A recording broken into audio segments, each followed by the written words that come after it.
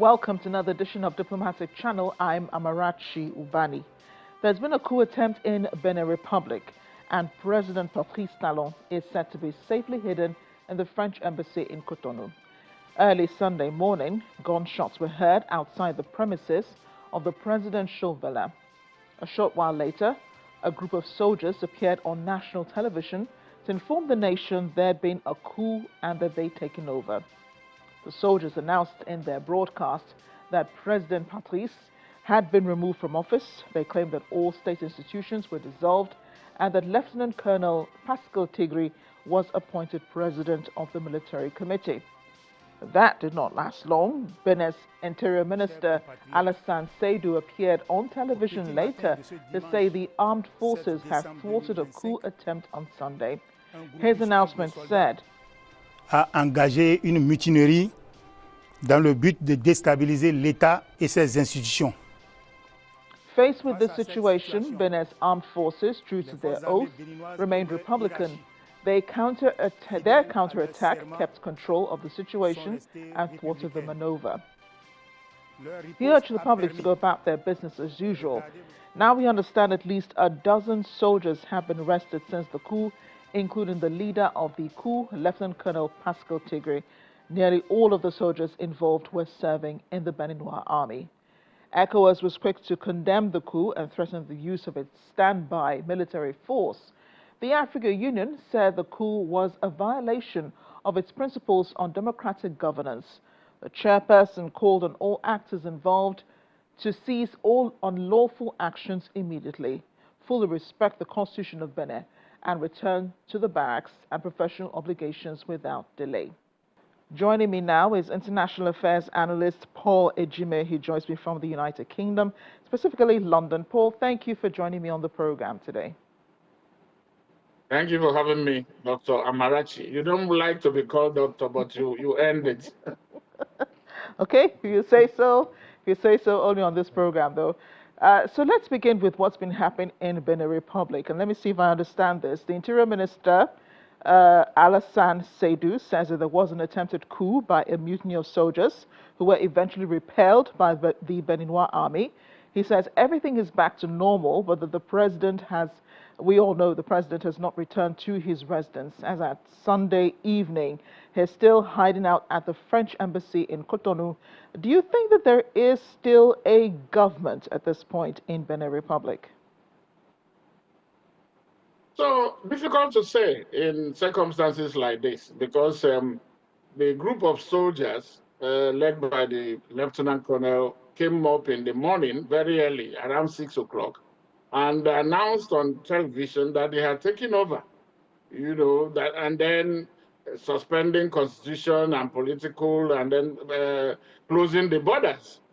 But after, some minutes, or maybe an hour or so, there was the broadcast. They were repeating it, intermittently, but suddenly it stopped. And so the next was this rumor started with rumor that the government forces were trying to fight back, and I think that is what has happened, but it's still unclear the whereabouts of the President Talon. Some say he's hiding at the French embassy. So if he has if the government has taken back control, like the government is saying, I think they would have come. He would. The best way to show that is for him to make an announcement. He hasn't done that, and Beninois are wondering when they are going to see the president talk to them. Yeah, and there were gunshots heard around the presidential villa as well, confirming that something really was going on. Now, as far as we all know as well, Benin Republic is regarded as one of the most stable democracies in Africa, but this mutiny, which had appeared at the state broadcast, has cited ignorance and neglect of the situation of, in their words, our brothers in arms who've fallen at the front, and above all that of their families, abandoned to their sad fate by Mr. Patrice Talon's policies. They refer to the cuts in the healthcare as well as the economy. They know that all know that President Talon has been criticized, tax rises and so on, but he's been criticized for clamping down on the opposition, holding on to political power. Some of these reasons are reasons that we always hear militaries in Africa give, when they take over power. We've seen that happen in Nigeria. The military comes in and says, oh, there's been lots of corruption, there's been mismanagement of resources and all of that, and that's the reason why they're taking over control. What is the lesson here for civilian governments? Because in recent years, at least in the last 5 years, a number of at least 6 coups have taken place in Africa. So what is happening is that civilians, politicians, they are carrying out what you call constitutional coups, ballot box coups, and then rule of law violation and all that. And it's only when the military, because they have the guns, when they now come in, that is when everybody will wake up and begin to condemn them. And this is not to hold brief for the military. But already the civilians, over time, they have been carrying out these coups, changing constitution, tinkering with it for tenure elongation. Of course, you are aware of third-term syndrome and all that, and sit tight, and fourth terms, and fifth terms, and eighth terms in Africa. Yes. So this is what they are doing. And when the civilians come out to protest, of course, they use the military to suppress them. But now the military on their own, and let's not forget that you have some military opportunistic guys who want to take power or also want to try what the civilians are enjoying, then they will use any excuse. Of course, in some places like Mali, Burkina Faso, and they have said it was insecurity, that the government had promised to stop insecurity. They've not been able to do it. But they too have taken over. In Mali, for instance, in 2020, they have not been able to fight the insurrection, because that is what it is. And where did this come from? It came from the Sahel. The fact that a Gaddafi of Libya, who used to hold, keep what you call uneasy arm in that area, is no longer there. He's been killed. He was killed in 2011, and the Sahel has now become an ungoverned space, and that is what is happening. So the lesson for the civilians is that if they do not govern according to their constitution, they do not follow the rules of the game, then the military will come and topple them. Then the military too, that is not the solution. They are not wired to govern. So they belong to the barracks, and then defense of the national sovereignty of the country is not to govern. So what they are doing, and this is unfortunate, they are taking the region back to the 70s and the 80s. Remember, that is where we are coming from. Yeah. When most of the countries were under military rule. Nigeria, Babangida, Olusegun Obasanjo, and Mohammed. Then even Benin, Coup was there for so many years. Then you mentioned Togo, Yadema. You mentioned Cote d'Ivoire, Houphouët-Boigny, and so on and so forth. So it's unfortunate that Africa, or West Africa in particular, which has the very notorious name of being called a coup belt, is now living up to that nomenclature, unfortunately. So you did mention the Guinea-Bissau president, Omaro Embalo, and I think it was former Nigerian President Goodluck Jonathan. He was stuck in Guinea-Bissau just like yourself after the coup took place. That was a very interesting, coup that took place in Guinea-Bissau. For one, it was the president who announced the coup. It wasn't the military who came on television, to say that there had been a coup, they'd taken over power. And according to the president, there was no use of force or anything. So, former President Jonathan said he wasn't sure that there was a coup in Guinea-Bissau. A former Nigerian ambassador I spoke to as well on Guinea-Bissau says, the military really do not have it in them to desire military takeover of power. So, further alluding to your point that it must have been the president who instigated, the activity that took place. But, he is right now in Senegal. And as you also rightly pointed out, ECOWAS has said nothing about him, has not reprimanded the military, but they did send a delegation, to meet with the military and to discuss the return of civilian rule.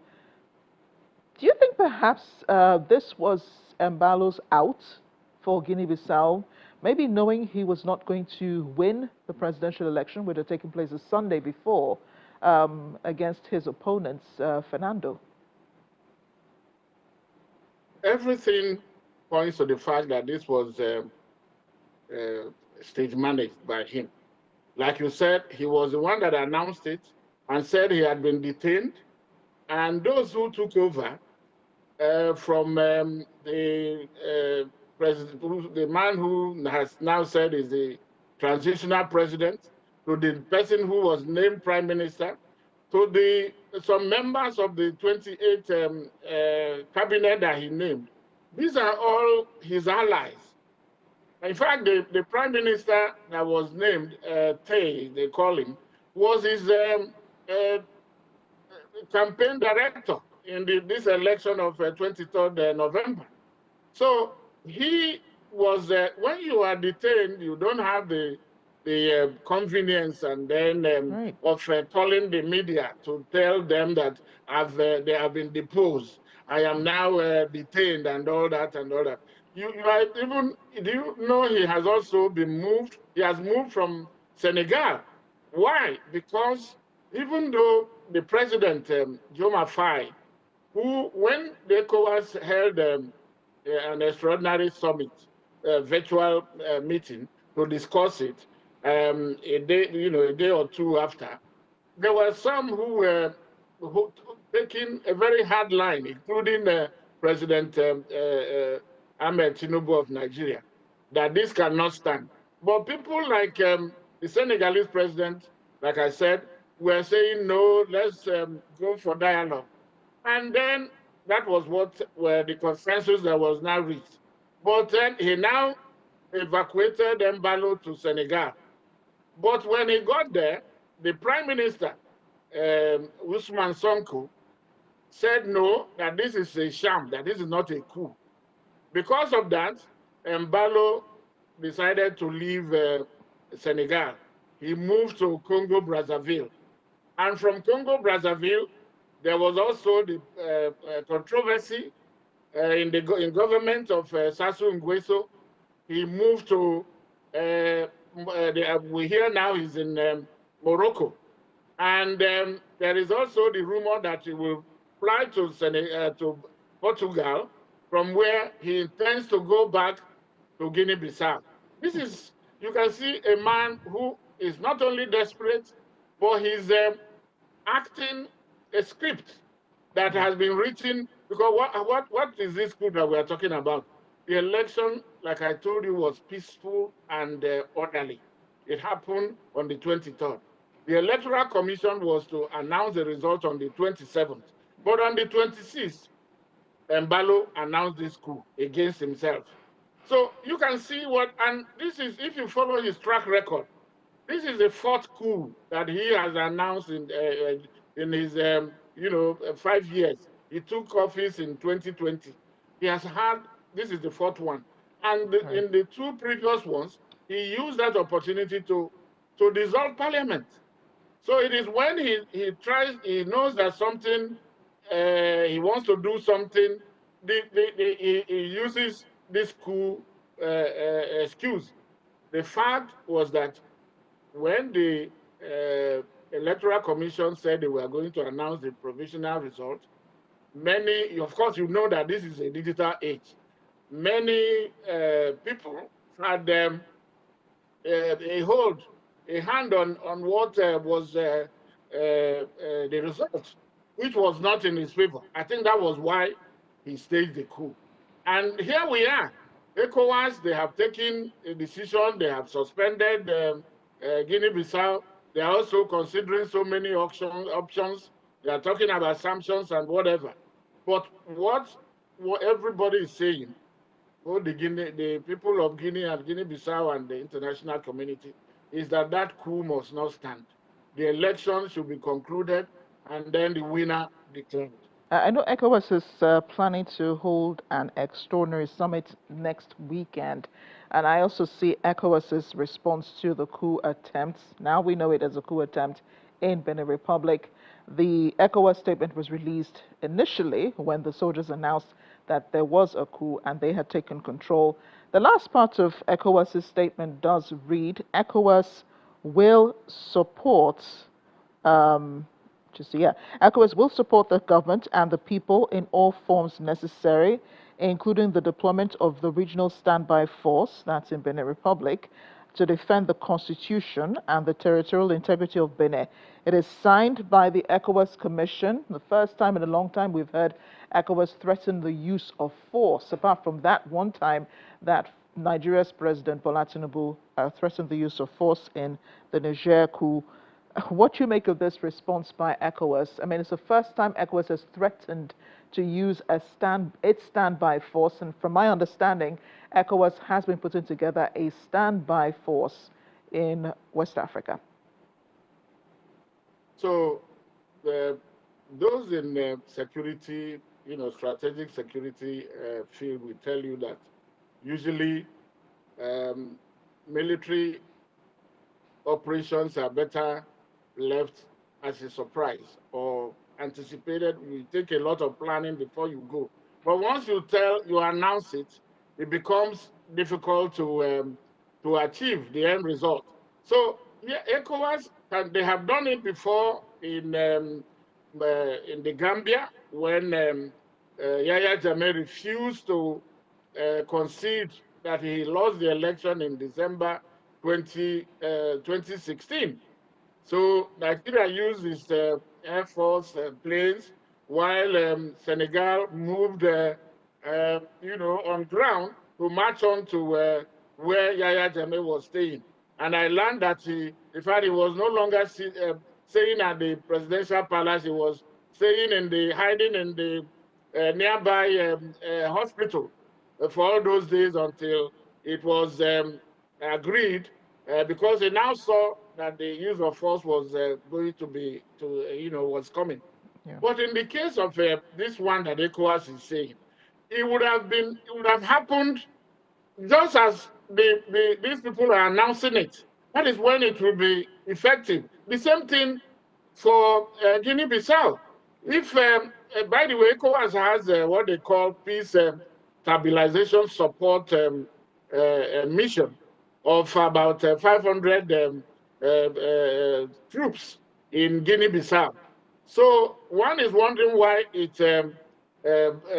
didn't pick up any intelligence about what Embalo was trying to do, because if they did, that is the time that they would have been able to counter it, and then it will have a meaning. Yeah, maybe that was just to scare, the military in Benin Republic. The Nigerian government, the Minister of Foreign Affairs, did release a statement also condemning the coup in Benin Republic. According to the statement, a direct assault on democracy, that's the way it describes the coup or the attempted coup, an assault on democracy, constitutional order, and the collective will of the Beninese people. The statement goes on to declare support for ECOWAS' decision on the issue, and we know Benin Republic is very close to Nigeria. Someone I told recently, just a while ago, that there had been an attempted coup in Benin Republic, and the first expression the person made was, "Oh, they're just behind us here," And I know that Nigeria was particularly concerned when the coup happened in Niger Republic, and now you have Benin Republic that's also sharing borders with Nigeria, both demarcated and undemarcated borders. What implications do you think this has for Nigeria, which you also rightly mentioned did supply some, air power provided some air power support to the Beninois army as it tried to foil the coup. You are spot on there that it's getting too close for comfort for Nigeria, and they need to really act. The implication is that not just Nigeria, but I think the region and Africa as a whole. You see Sudan, where so many places, Somalia, everywhere. What is it, Gabon? Gabon also had their own experience. So what is there is that Nigeria, I think what has happened is that Nigeria is also a question of leadership. Because what is happening to ECOWAS is the fact, Nigeria, actually, ECOWAS is Nigeria. Let's face it. It has more than half of the population. It is contributing more than 60% of the budget. And then it is headquartered in Abuja, the nation's capital. And if you look at how and when ECOWAS was formed, what went in, the role of Professor Adedeji of Nigeria and General Yakubu Gowon, then Nigeria just coming out of the civil war, you will know that ECOWAS is considered Nigeria's baby. But what has happened is that Nigeria has not paid sufficient attention to what is happening in ECOWAS, and that is why all this is happening. There were situations where, as a hegemon, you take some decisions that will show that you are the powerhouse of the region.